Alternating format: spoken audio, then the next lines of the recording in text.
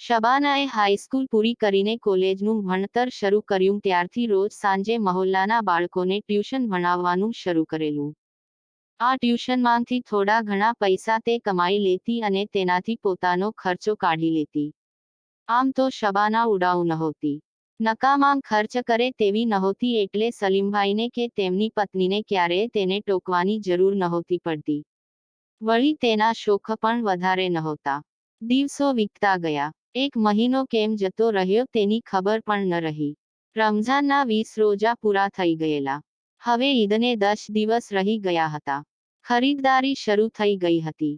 21મા રોજાના દિવસે સાંજે ઇફતાર વખતે શબાનાએ વાત શરૂ કરી, અબ્બુ, તમે કપડાં સીવડાવવા આપી દીધા. મંગળવારે આપી દઈશ. હજી નથી આપ્યા. તું અને અમ્મી પણ જઈને કપડાં લઈ આવો તો સાથે જ આપી દઈએ. સલીમભાઈએ કહેલું, ના ના અબ્બુ, યાદ છે ને મેં તો 10,000 રોકડા માંગ્યા છે. તેની બદલે કપડાંની જવાબદારી મેં લઈ લીધી છે. હું મારી રીતે જુગાડ કરી લઈશ. તમે બસ મને 10,000 રોકડા આપી દો. શબાનાએ યાદ કરાવ્યું કે તેને તો 10,000 રોકડા જ જોઈશે. 10,000 લઈને જ રહીશ તું. એકવાર ફરીથી વિચારી લેજે કે મોબાઈલમાં કેટલો ખર્ચો કરાય અને કેટલો ન કરાય. સલીમભાઈએ એકવાર ફરીથી શિખામણ આપી દીધી.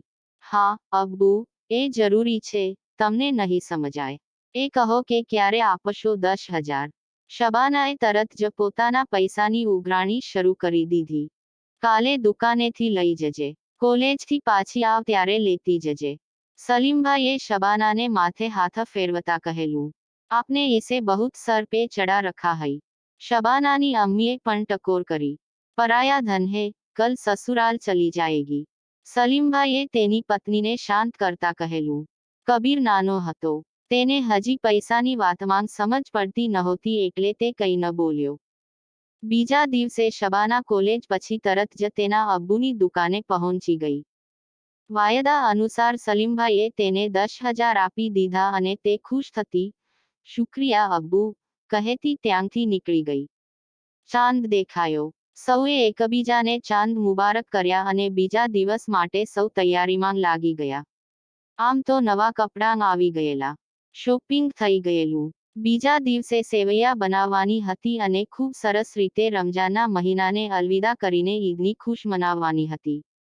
સવાર પડી. સૌ વહેલા ઉઠી ગયા. એકબીજાને ઈદ મુબારક કરી. સલીમભાઈ નમાઝ માટે મસ્જિદ જતા રહ્યા. શબાના અને તેની અમ્મીએ ઘરમાં નમાઝ અદા કરી અને સેવૈયા બનાવવામાં લાગી ગયા.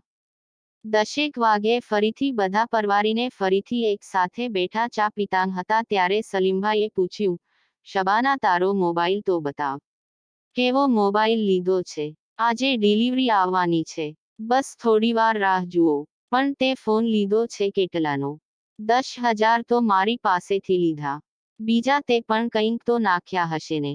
સલીમભાઈએ ચાનો ઘૂંટ ભરતાં પૂછ્યું. 70,000નો. શબાનાએ કહ્યું. સલીમભાઈનું મોં ખુલ્લું રહી ગયું.